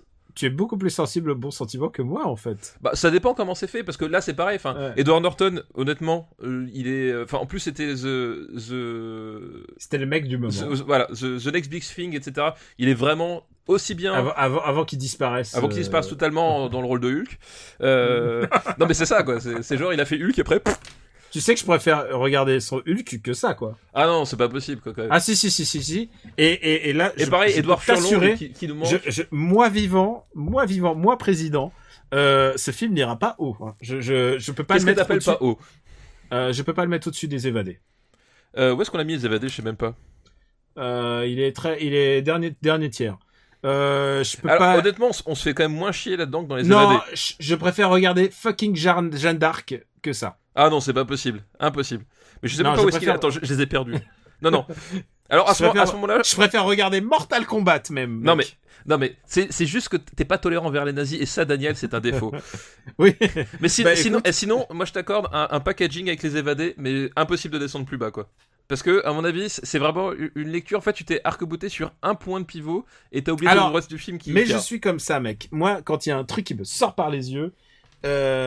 quand j'ai la haine d'un film, j'ai envie, et je me garde encore un peu ma haine pour le troisième film. Je te rappelle que le troisième film, ça va être alors justement, tu me le fous. Alors, juste pour l'exemple, tu me le fous au niveau des Évadés. Laisse-moi Stargate au-dessus. Laisse-moi Stargate au-dessus. Stargate, quoi. Non. Hop, tu me le mets au niveau des Évadés, et c'est tout. Mais il est déjà assez bas, c'est vrai qu'il est déjà assez bas. Et c'est déjà assez bas. Mais je tiens à ce que nos auditeurs sachent que je préfère regarder Super Mario Bros et Mortal Kombat toute une nuit entière que de regarder ce film. Cet anti-nazisme primaire, ça me désole. Je suis désolé, mais... Non, c'est pas l'anti-nazisme primaire. Écoute, désolé pour les données, mais je déteste American History X. Et écoute, est-ce qu'on passe au troisième film de la liste? Je pense que c'est le moment de passer au troisième film de la liste. Impossible de... Et le troisième film de la liste, c'est La Ligne Verte. Ah, La Ligne Verte. Toujours Frank Darabont, toujours adaptation. De Frank Darabont, de réalisateur des Évadés. Toujours Stephen King. Toujours adapté Stephen King. Toujours aussi... C'est marrant parce que ça aussi, c'est un film qui est genre une super bonne réputation. Ah oui, alors sur IMDb, oui, ça cartonne. Même sur Internet, etc. Voilà, quoi. C'est vraiment un film qui a une aura. Enfin, moi, pour le coup, c'est un film que j'ai découvert au moment de l'arrivée d'Internet. C'est-à-dire que je n'avais jamais entendu parler avant. Et genre, j'en entendais tellement de bien partout que j'ai fini par le voir, quoi. Eh bien, écoute,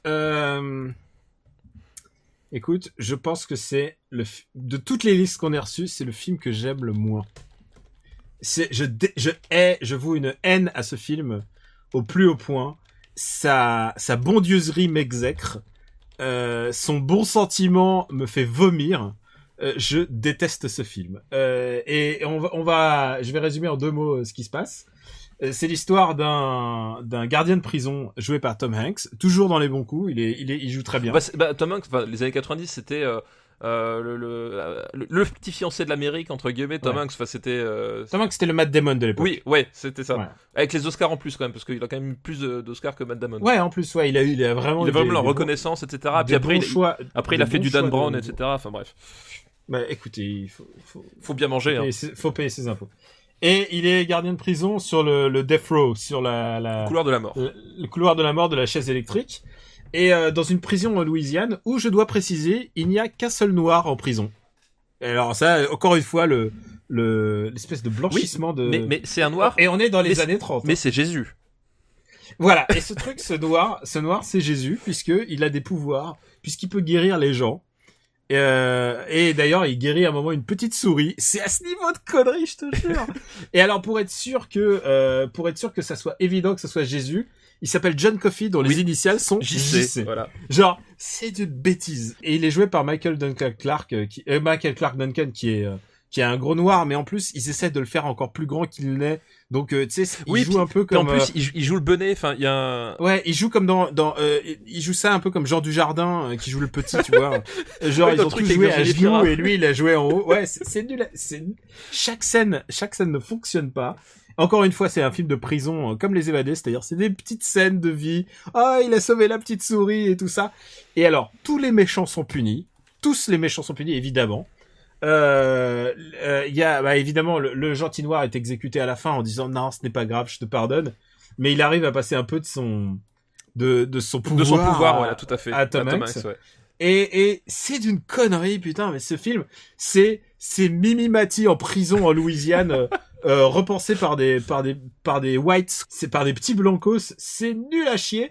Et je dois dire que c'est encore une adaptation de Stephen King, et c'est à l'époque où Stephen King faisait des bouquins vraiment moins intéressants. Bah, c'était ceux où il se disait il faut que j'écrive des trucs importants et graves, des trucs qui parlent de Dieu et de Jésus. Non mais et tout ça. c'est effectivement de la bondieuserie, et moi j'ai rien contre la bondieuserie. Je sors d'un fucking film de Terrence Malick. Non mais c'est effectivement la période remise en question de Stephen King, qui était effectivement vraiment pas sa meilleure, surtout pour un auteur qui est davantage connu pour avoir une vision très acerbe et acérée de l'Amérique profonde. Quand il a arrêté de faire de l'horreur, tout d'un coup, c'est devenu moins bien. C'est comme Cronenberg, c'est comme tous ces auteurs là qui d'un seul coup, à force qu'on leur dise qu'ils font un sous-genre qui n'intéresse personne, ils finissent par se dire tiens, si je faisais autre chose, quoi. C'est un peu ça. Bref. Écoute, je crois que j'ai eu mon réquisitoire contre ce film, contre cette espèce de dégueulis de bons sentiments à la con qui en plus vraiment, alors genre tu sais la bande du milieu américain, tu sais les hystériques de Dieu adorent ce film, hein, évidemment, c'est un film qui est adoré par des gens que je déteste en fait. et pour tout ça, pour toute cette raison, cette espèce de vomi, de bons sentiments, c'est prévisible, c'est d'une connerie, putain, mais quand et en plus, avec ces petites souris et ces méchants qui meurent tous à la, et en plus, ça dure 3 plombes, enfin, je sais plus combien de temps. Oui, c'est un film qui dure 2h30 ou 3 heures. Ouais, et ça se sent. Ouais, écoute, vraiment, contre c'est Mimi Mati dans le corps d'un gros noir. Vraiment, est-ce que t'as envie de voir un film comme ça? Moi, Mimi Mati, c'est pas ma cam. Et pour toutes ces raisons, je préfère revoir Wild Wild West. Alors écoute, moi je suis, comme tu le sais Daniel, je suis dans le main game, et je sais que de toute façon, je vais pas lutter contre ça.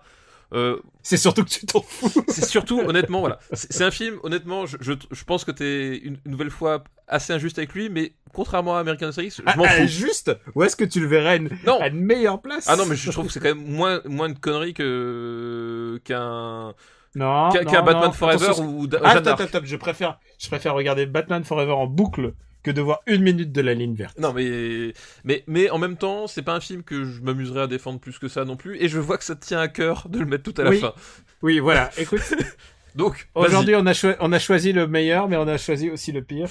La ligne verte est officiellement le pire film des années 90, et c'est bien fait pour sa gueule. Et moi, ça m'arrange, parce que comme ça, du coup, je vais arrêter de recevoir des lettres d'insultes, et c'est toi qui vas les recevoir, Daniel.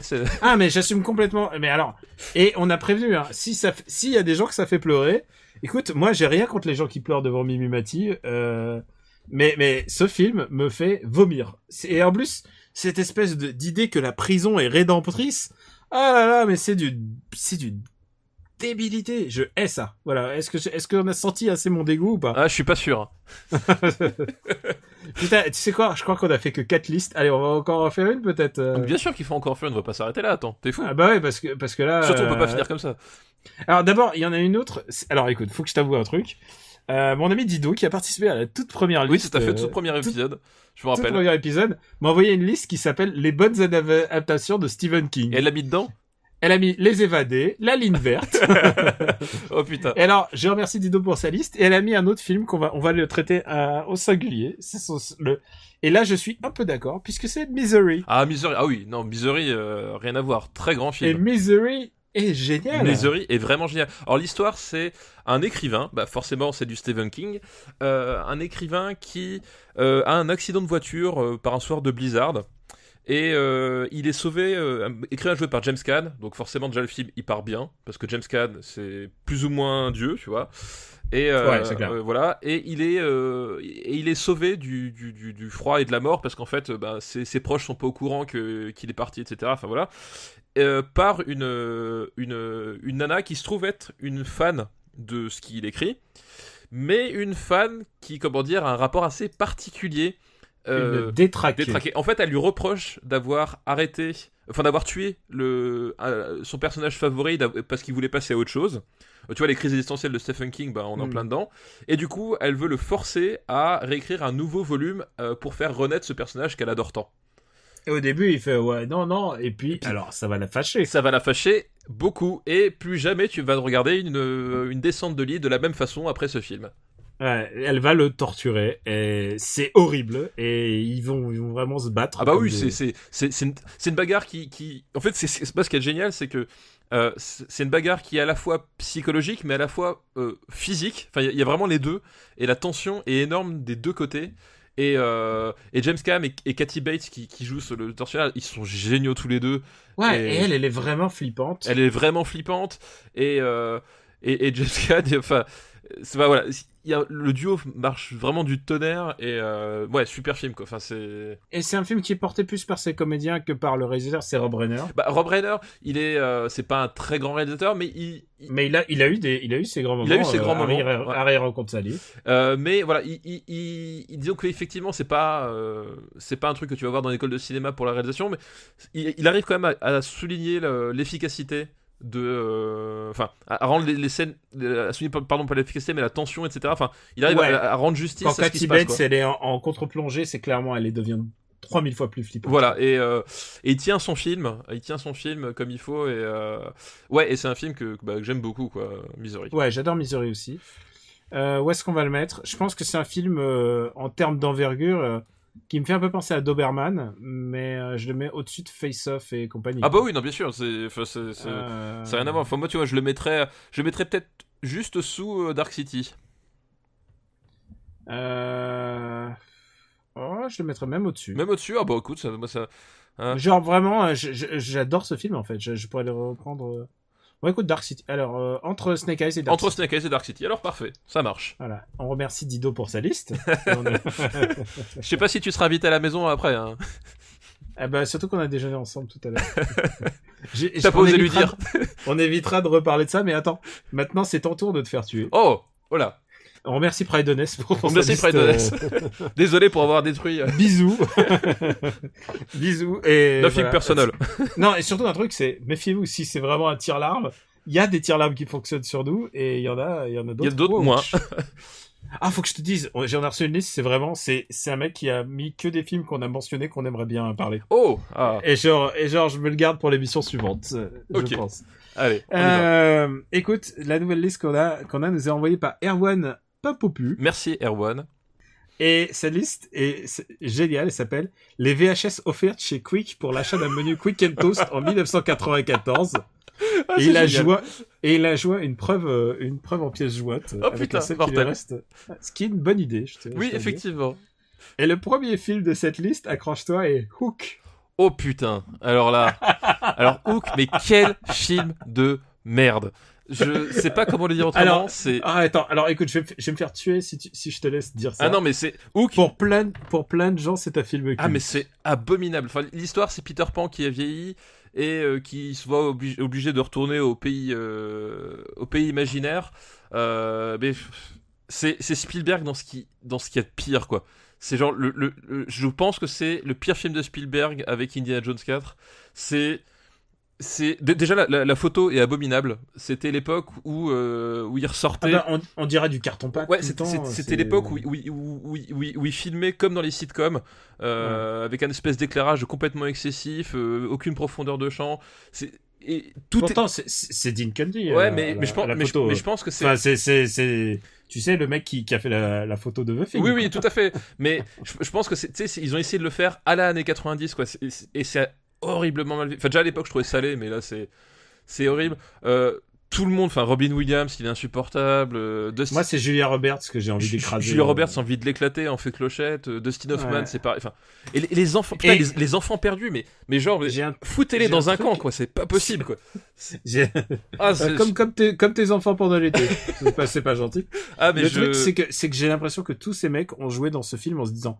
C'est Spielberg et on va faire un film qui plaît à nos enfants. Voilà. Et c'est le problème, c'est que c'est vraiment ça. C'est un peu moi quand j'étais petit, il y avait une émission, je sais pas si tu te rappelles, avec Cyril Drevet qui passait du Virtua Racing. Ouais. Et tu sais, il avait sa casquette et tout, et il parlait comme ça parce qu'il parlait aux jeunes. Et moi j'avais l'âge qui me parle comme ça, mais je supportais pas. Alors, genre, est-ce que tu veux que je te dise un truc qui va briser, qui va briser ta vie? C'est que la casquette qu'il portait, tu sais, il avait des cheveux qui tout à fait. Ouais. C'était des faux cheveux. Oh putain. Oh le mythe qui se brise. Donc voilà. Et il avait une casquette à cheveux. Et genre, c'est cette espèce de fausse attitude d'adultes qui savent plus comment est-ce qu'on parle à un enfant correctement et qui du coup leur parlent comme à des débiles. Je peux pas. C'est insupportable, quoi. Écoute, tu m'as donné la ligne verte. Je vais rien dire. Non mais Hook, c'est une purge. C'est une purge. Enfin vraiment, c'est. Le truc, c'est que je vais me faire engueuler. Et moi, honnêtement, je préfère regarder Wild Wild West que Hook. Oh putain, non, alors, écoute, faut que je alors, écoute. Non, mais il y a rien à sauver dans ce putain de film, quoi. C'est un film qui m'énerve. Oui, je comprends. Et on a bien vu ce que ça fait, un film qui énerve. C'est la ligne verte. C'est la ligne verte, voilà. Mais le truc, c'est que je trouve pas ça abominable. Ah, moi, je trouve ça abominable. C'est un film qui m'agace. C'est un film où tout le monde cabotine, mais c'est un film qui a du positif. Par exemple, c'est un film où il y a Phil Collins. Non mais genre what? Oui, Phil Collins c'est dedans. Ah non mais moi il joue un inspecteur dedans. Moi je peux pas le blairer, quoi. Écoute, moi je vais essayer de le sauver parce que les gens ils vont gueuler et en plus. Et qu'est-ce que t'appelles le sauver? C'est-à-dire le sauver de Wild Wild West. Bah ok, mais alors il va en dessous de Godzilla. Ça lui fera les pieds à cette espèce de petit con, quoi. Attends, t'as mis la ligne verte en bas. Franchement, en plus la ligne verte, moi je t'ai juste dit je m'en fous. Là tu me dis. Tu sais qu'il y a plein de gens qui m'ont envoyé Hook en disant mon plaisir coupable. Bah oui, mais c'est leur problème, c'est pas le mien. Ouais, d'accord. Écoute. Moi, je trouve qu'en termes de cabotinage, je le trouve très proche de Batman Forever. Non, mais il va en dessous.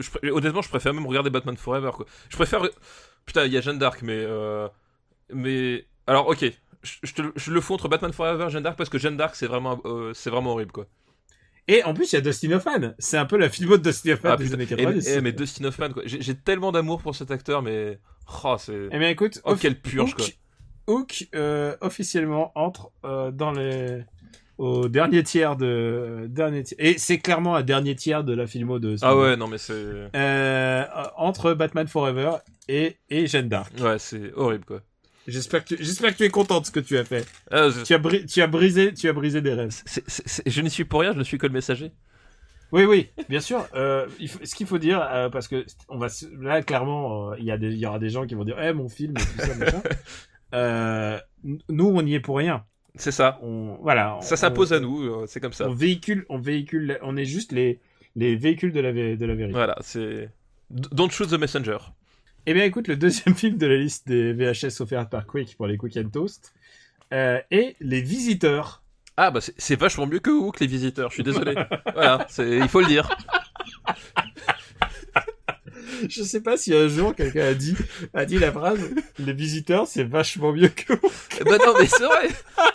Putain, mais oh, putain. Je garde un bien meilleur souvenir des Visiteurs que de Hook, quoi. Alors, écoute, Les Visiteurs, c'est vraiment la comédie populaire. Alors, tu sais que pour moi, la comédie populaire est une affaire sérieuse puisque je les regarde toutes. Oui. Je pense que c'est le film à la fois du plus grand succès de Poiré, mais aussi celui de sa fin. Oui, c'est le pivot où il a commencé à disjoncter, quoi.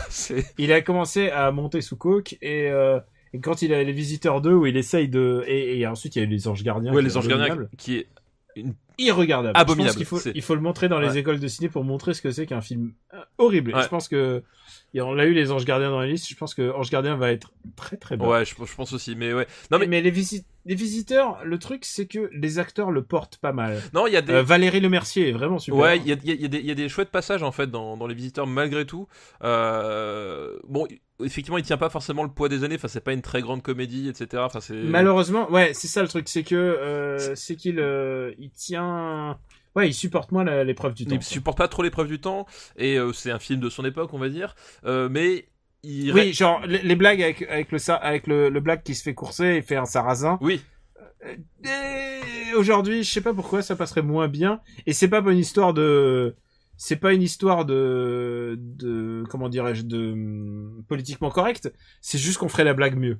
Oui, non, mais voilà, c'est que il y a des trucs qui marchent plus trop et tout, mais il y a quand même des passages qui restent pas. Et globalement, c'est un film, tu t'ennuies pas trop, quoi, on va dire. Il y a des moments qui sont assez drôles et qui sont drôles. C'est le genre de trucs qui sont pas forcément toujours évidents aujourd'hui. Ouais. Et Poiré a regardé son propre film, il s'est dit, ce qui marche en fait, c'est la vitesse.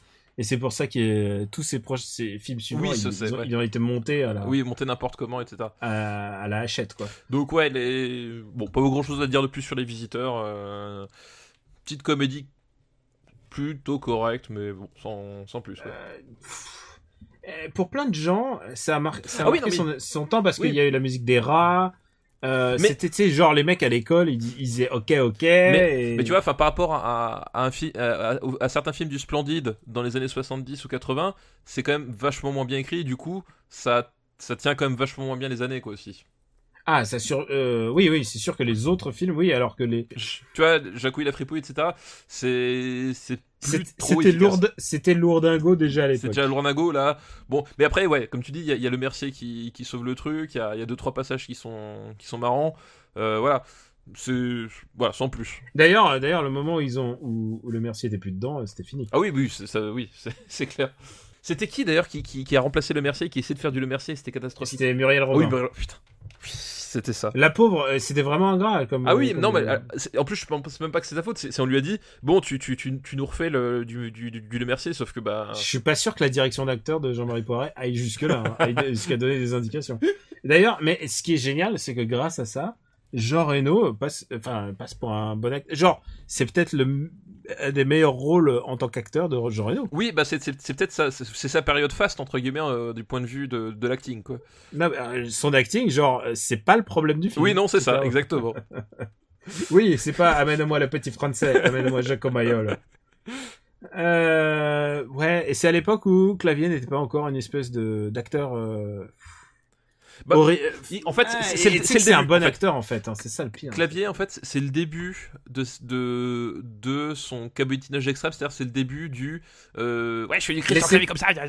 Et laissez-moi faire, je vais faire le spectacle. En fait, c'est les prémices de Nicolas Sarkozy sont dans Les Visiteurs en fait, vraiment.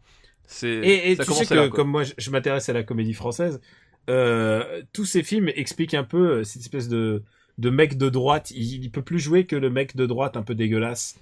Qu'est-ce qu'on a fait au bon Dieu? Il devient ce mec qui s'irrite parce qu'il voit des Noirs et des Arabes. Dans Une heure de tranquillité, il devient le mec qui s'irrite parce que les gens parlent dans son immeuble et font du bruit. Ouais. Et dans Les Visiteurs 3, il joue carrément un collabo. Genre pour un acteur qui est parti vivre à Londres comme le général de Gaulle. C'est très bizarre. Mais en même temps, ce mec est un bon comédien. C'est juste que je pense qu'il est très mal employé. Non, mais là, c'est le moment où il commence à s'enfermer dans son schéma et finalement, quand on sait pas quoi faire, il ressort ça parce que du coup, c'est ça qu'on attend de Christian Clavier, quoi. Mais je suis persuadé que c'est un bon acteur. C'est juste que il est pas. Genre là, on était au summum dans son acting. Et après, il y aura Astérix. Oui, après, il y aura Astérix. On oublie qu'il a joué à Astérix. C'est vrai. C'est une chose qui va rester à jamais. C'est quelque chose qu'on ne pourra plus effacer. Du coup, pour moi, ça va pas très très haut dans le classement, tu vois. Je préfère voir Con Air, tu vois. Ah bah bien sûr, moi aussi. Mais je préfère voir Arachnophobia ou Je pense qu'on peut le mettre sous The Mask. Non, sous Arachnophobia. Arachnophobia, quand même, c'est un bien meilleur souvenir que Alors, Les Visiteurs. non. Alors, à ce moment-là, on le met au-dessus du 5e élément. D'accord, ok. Ça me va. Voilà. Les Visiteurs, donc un des plus gros succès du cinéma français, arrive presque au dernier tiers, quand même. Il frôle Et alors, le dernier tiers. Ouais, il frôle le dernier tiers. Et la dernière cassette vidéo qu'on pouvait avoir en achetant un Quick and Toast. Et quelle idée, parce que quelle idée d'acheter un Quick and Toast. Ça me dépasse complètement. Bah, c'était The Big Thing, tu vois. Eh ben écoute, ce qu'on pouvait avoir avec le Big Thing, c'est Last Action Hero. Oh putain, Last Action Hero. Et je me suis dit, on va finir sur Last Action Hero. Bah, grand film, John McTiernan, écrit par Shane Black. Grand film et conchié à son époque. Oui, grand film que plein de gens n'ont pas compris et c'est complètement ahurissant parce que le film est pourtant limpide dans ses intentions. Il est limpide et surtout c'est vraiment le début du méta avant que le méta devienne une institution. Parce que l'histoire, c'est l'histoire de Danny Madigan, qui est un jeune garçon d'une dizaine d'années qui vit à New York et son grand plaisir dans la vie, c'est le cinéma et surtout les films de Schwarzenegger. Et en fait, Schwarzenegger, donc dans le film, il a une série de fictive qui n'existe pas, qui est la série des Jack Slater. Et il y a le Jack Slater 4 qui va sortir au cinéma. Et comme le garçon, en fait, il traîne tout le temps au cinéma plutôt que d'être en classe. C'est pas bien, les enfants, ne faites pas ça chez vous. Le projectionniste lui dit, tu peux le voir en avant-première, etc. Et en fait, au cours de la discussion, t'apprends que le projectionniste est un fan d'Houdini, du cinéma, enfin pas du cinéma mais de la magie, enfin t'as un parallèle entre magie et cinéma, et lui donne un ticket soi-disant magique, sauf que le ticket est vraiment magique, et Danny Madigan se retrouve dans le film avec Jack Slater, qui ignore qu'il est Schwarzenegger, enfin voilà, et t'as toute une lecture de non seulement du genre du film d'action, mais aussi de la carrière de Schwarzenegger, parce que moi, l'un de mes passages que je préfère en tant qu'adulte, c'est le moment où le personnage de Jack Slater vient dans le monde réel de New York et il sauve Arnold Schwarzenegger. Et Schwarzenegger, en fait, il croit que c'est un sosie, forcément. Et en fait, Schwarzenegger a une attitude de connard par rapport à son personnage et même par rapport aux gens. Et c'est assez rigolo à voir parce que Non, c'est plus que rigolo, oui, c'est génial. C'est vraiment génial parce que tu le vois, il essaie de placer ses restaurants, Planet Hollywood, etc. Puis du coup, sa femme lui fait des reproches, etc. Et le Schwarzenegger joue Schwarzenegger comme un connard. Et sans doute ce qu'il était, je pense, en tant qu'homme d'affaires. Mais en même temps, un connard et en même temps qui se tire la bourre avec Stallone, c'est la grande époque. Voilà, c'était la grande époque. Et puis après, c'est réalisé par McTiernan, il y a des scènes d'action qui sont cool. Pour ceux qui ont adoré le personnage de Tywin Lannister, il joue un super méchant dans Last Action Hero. Il joue un méchant génial. Ouais, Benedict, qui est vraiment un méchant super top. Et t'as plein de trucs, enfin, t'as tous les excès du film d'action, mais comme on est justement pas dans une relecture des codes outranciers du film d'action, il y a plein d'astuces, de mise en scène, de montage, même dans le jeu des acteurs, pour accentuer les trucs et pour rendre le truc vraiment drôle. Enfin, les dialogues, je peux te les citer quasiment de tête, je les connais par cœur. Enfin, voilà quoi. C'est un film ultra intelligent. Qui a été vraiment mal accepté à son époque. Oui, et comme dit, et évidemment, il s'est pris plein de nominations Razzie. Non mais quelle bande de connards. Genre les mecs qui ont rien compris quoi. Non mais et comme dit, ce qui est fou, c'est que tu le regardes, le truc c'est évident. C'est vraiment, enfin genre c'est évident le côté, c'est une parodie mais une parodie respectueuse. Enfin il y a un côté et tu vois que c'est fait par un type qui connaît, qui comprend le genre et qui s'en moque pas en fait. Enfin il le tourne en dérision mais il est pas méchant. Enfin tu vois, il le respecte malgré tout quoi. Et c'est un équilibre que tu trouves pas souvent et qui est super bien fait là. Et pour le coup, c'est un film, même quand tu connais pas le genre du film d'action, tu peux l'apprécier parce que mes enfants adorent Last Action Hero. J'adore ce film. Et quand j'étais le voir en cinéma, je comprenais pas parce que je suis sorti de la salle et j'ai fait mais c'est méga bonnard en fait. Ben oui. Et en fait le truc c'est que il est sorti une semaine après ou avant Jurassic Park et et Jurassic Park qui était un carton phénoménal Et du coup, c'est ça les gens en avaient plus rien à foutre, quoi. C'était, je pense, le film du gros déclin. Il y avait une super grosse promotion et le fait que, on l'avait tellement attendu. En fait, les gens voulaient plus de films comme ça à l'époque. Ouais, puis je pense que les gens ont dû se dire aussi, je viens pas voir ce genre de film là pour finalement apporter une réflexion sur le truc. Enfin, tu vois, c'était pas le produit qu'on m'avait vendu, quoi. Ouais, il y a clairement un quiproquo sur plein de choses et pourtant j'adore ce film. Et pourtant voilà, c'est super bonne facture. C'est encore McTiernan en pleine possession de ses moyens à cette époque-là. C'est peu avant la chute. Et je pense d'ailleurs l'échec de ce film-là, autant critique que même au box-office, alors il faudra vérifier, etc., mais je crois pas qu'il ait si bien marché que ça. Je pense que c'est ce qui a précipité... non, il a un échec, c'est comme un échec, après il s'est rentabilisé sur le temps. Oui, mais je pense que c'est ce qui a précipité justement la chute de McTiernan en tant qu'artiste, en fait, je pense. C'est vraiment le point de pivot personnel et dans sa carrière, au-delà duquel c'était un homme artistiquement brisé, quoi. Quel pas de bol pour Ed McTiernan et pour tous ces mecs un peu qui auraient pu faire. Oui, c'est. Je pense à ton Carpenter d'amour. Bah oui, non, mais c'est pareil, oui, c'est des types qui ont été brisés par le système à un moment donné ou à un autre, quoi. Eh ben écoute, où est-ce qu'on va le mettre ? On va le mettre quand même assez haut. Ah bah oui, Last Action Hero. Où est-ce qu'on le met ? Ça va où, Last Action Hero ? Poum. Où est-ce qu'on va le mettre ? Toi, tu veux le mettre haut, toi ? Ouais, moi je veux le mettre haut. Je préfère regarder Last Action Hero que Philadelphia. Je suis désolé, malgré la portée. Ah non, mais je préfère regarder Last Action Hero à Ghost Dog. Ouais, moi aussi, tu vois, c'est un film. Mais après, je le vois pas au-dessus de Reservoir Dogs quand même. Non, je vois pas au-dessus de Mononoke Hime. Et bah du coup, on le met juste au-dessus de Ghost Dog, entre Mononoke Hime et Ghost Dog. Eh ben écoute, c'est une bonne place. C'est une très bonne place. Qui aurait cru un jour que, en sortant de cette salle, je sais pas, c'était en 93. On se dirait, on va le mettre entre... Un jour, on se remettrait à parler de Last Action Hero en disant, putain, c'était vraiment de la balle. Qui se dirait, voilà, Last Action Hero, eh ben écoute, franchement, je pense que c'est le 7e ou 8e meilleur film des années 90, largement. Putain, on a couvert le tout, hein. On a eu beaucoup de listes aujourd'hui. Ouais. Enfin, on a eu beaucoup de listes. On a passé beaucoup de temps. Il y a eu beaucoup de discussions, mais ça valait le coup. On a vraiment beaucoup discuté, hein. Donc ça veut dire que... j'ai encore 4 listes en rab, parce que je vais encore, et tu sais, c'est les mêmes que j'essaie de reporter à chaque fois. Bon, bah, écoute. Tu peux en faire une petite dernière? Non? Je sais pas, allez. Non, je pense qu'on est bon, là. On est bon. Et l'astuce, c'est qu'on leur dit pas, mais on va enregistrer bientôt, en fait. On va faire du stock d'émissions. Je pense que c'est en direct, faut pas leur dire. Oui. Allez, on va faire ta reco. C'est à ça qu'on va, tu sais, on va faire les pastilles reco. On va aller, hop, je fais le montage. Mon cher papa, qu'est-ce que tu as à nous recommander cette semaine ? Eh ben écoute, j'ai beaucoup réfléchi, comme ces dernières semaines, j'étais beaucoup en altitude, etc., j'ai pas fait grand-chose, et j'ai pensé pour ma reco, finalement, un album qui est sorti au mois de mars, et qui m'a accompagné jusqu'à maintenant, sur toute l'année. Je me dis, putain, j'en ai pas parlé, et il mérite quand même d'en parler, c'est Post-Pop Depression de Iggy Pop. Et alors c'est pas n'importe quel album de Iggy Pop, parce que c'est l'association de Iggy Pop avec notamment Josh Homme, qui est le leader des Queens of the Stone Age, des Eagles of Death Metal, enfin le batteur des Eagles of Death Metal. Enfin c'est en gros, si tu veux, pour les amateurs de rock actuels, c'est le personnage incontournable du rock actuel. Enfin c'est un vrai génie, honnêtement, je pense que le mot est pas... Et leur collaboration, elle est vraiment top, je trouve.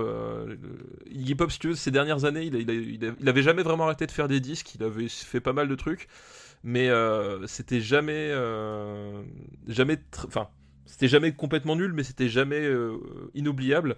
Et là, avec cet album, il revient en force, et je le trouve vraiment très chouette à écouter. C'est à la fois hargneux et à la fois mélancolique. Enfin, il y a vraiment un truc. Je pense que en plus, c'est le bon album pour lui pour se guérir de la mort de David Bowie. Parce que ils étaient vraiment potes, etc. Et je pense que c'est l'album qui est arrivé à vraiment un point nommé pour que Iggy Pop s'enfonce pas tout seul et qu'il continue à vivre. J'ai eu la chance d'entendre en tout cas le concert qu'ils avaient donné au Grand Rex, et il a toujours la patate et tout, donc voilà, Post-Pop Depression à écouter. Écoute, tu m'as donné envie d'écouter. Ouais, non, c'est vraiment cool, quoi. Et moi, pour Marocco, j'ai choisi en toute simplicité Dernier train pour Busan. Eh oui, le blockbuster coréen, c'est ça qui est sorti. Et alors, j'ai envie de te dire, dans cette morosité du blockbuster de cet été, parce que vraiment, c'était pas la joie. On a eu Suicide Squad qui était nul à yesh. Enfin, tu vois, vraiment, ça a mis, genre, le niveau était très bas. On en est à dire, ouais, est-ce que c'est passable, genre Star Trek, c'est pas ça. Bon, dernier train pour Busan, c'est extraordinaire. Enfin, extraordinaire. Je sais pas si le mot est extraordinaire, mais c'est vraiment le ciné coréen qui revient au niveau où on l'avait connu dans les années 2000. Cette époque où vraiment chaque film était une espèce de découverte, une patate, et t'offrait tout un univers en 2 heures. En 2 heures, et c'était emballé. T'avais tout un univers de la Corée. T'avais juste une envie, c'était d'aller en Corée, de voir d'autres films coréens. Et ben, on retrouve dans Dernier Train pour Busan cette espèce de patate coréenne qu'on avait il y a 10 ans. C'est l'histoire de plein de gens et qui prennent le train pour aller à Busan. Il y a une invasion de zombies en fait, c'est ça il y a une invasion risque fond de l'histoire biologique, entre guillemets. Et il y a une invasion de zombies. Et évidemment, c'est un huis clos. Je trouve pas ça aussi affûté que Transpersonnage, qui est vraiment un film d'auteur qui fait un film d'action. Mais par contre, c'est d'une efficacité, c'est super maîtrisé.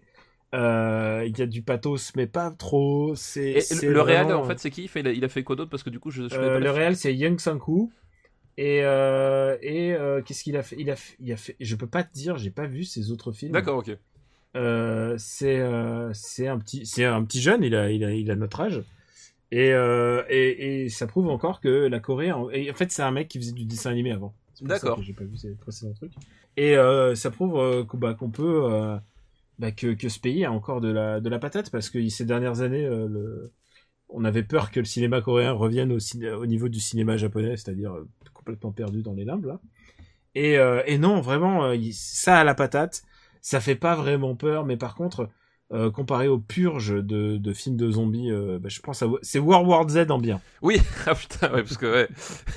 World War Z, c'est vraiment une catastrophe, quoi. Ah, c'est genre, qu'est-ce qui s'est passé dans ce film? Bon, après, les post-mortem de World War Z sont assez passionnants, parce que... Oui, tout à fait. Ouais. Donc, le dernier train pour Busan. Puis je vous recommande aussi Punisher Warzone. Chut, mais t'as pas le droit. Et Punisher Warzone que j'ai vu et revu et revu chez toi, puisque c'était mon film de ces vacances. Ça, si je savais que tu faisais des saloperies pareilles sous mon toit, jamais je t'aurais invité. c'est les plus belles mots d'amour que tu m'aies dit. Bon je crois qu'on a bouclé l'épisode 9. Ouais, je pense qu'on y est là.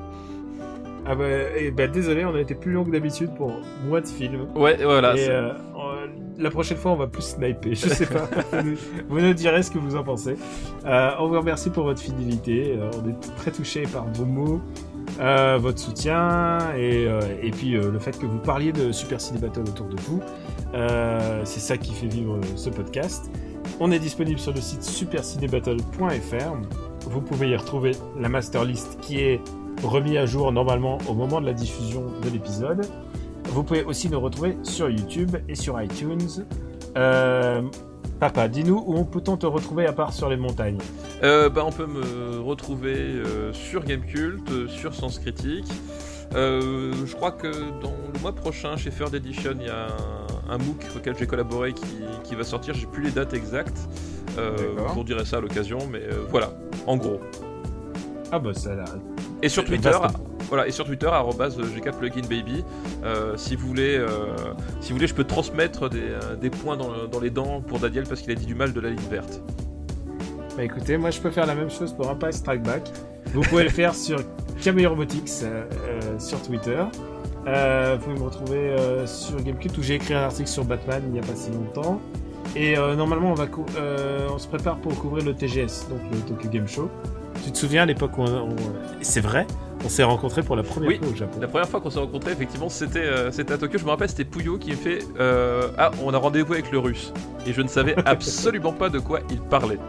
Est-ce que je portais un débardeur ce jour-là? Oui, c'est Tokyo sans les débardeurs de Daniel, ce n'est pas Tokyo. C'est ça, c'est qu'au Japon on peut s'habiller n'importe comment, c'est ça qui est génial. Et dis-moi honnêtement, c'est quand même moins bien depuis que j'y vais plus. Écoute, les Japonais sont tristes. La vie sans toi est moins bien. Bah ouais, c'est pour ça que je vais chez toi, c'est que... faut que maman se méfie. Et vous pouvez aussi me retrouver sur after8.fr, l'autre podcast que j'anime avec mon camarade Quix. Il paraît que c'est pas mal. Il paraît que c'est pas mal et le prochain épisode est dispo depuis quelques jours déjà. Enfin, je suis perdu avec tous ces enregistrements. Tu sais, c'est quand tu fous trop le bordel dans les lignes temporelles, au bout d'un moment tu t'en sors plus. Oui, voilà. Il fallait que Terminator ça reste un film, sinon au bout d'un moment c'est la merde. C'est ça. C'est vrai qu'on n'a toujours pas parlé de Terminator 2 et alors on va vous dire un truc, c'est qu'on essaie de se garder des gros trucs, des grosses têtes d'affiche. Bizarrement, on n'a toujours pas parlé de Matrix, de Terminator 2, de plein de films, mais comme pour les années 80, faut garder des cartouches. Hein.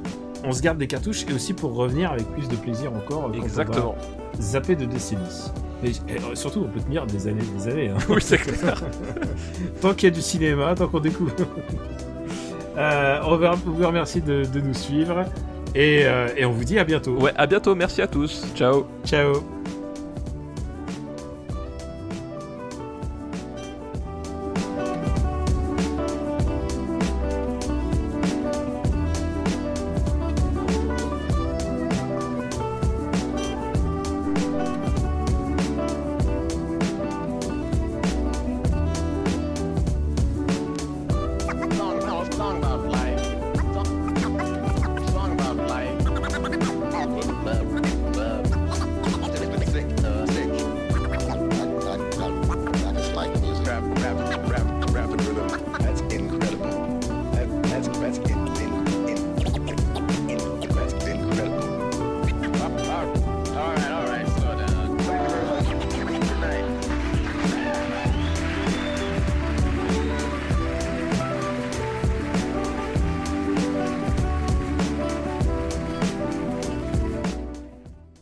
Tu sais quel est ma reco du dernier After Eight ?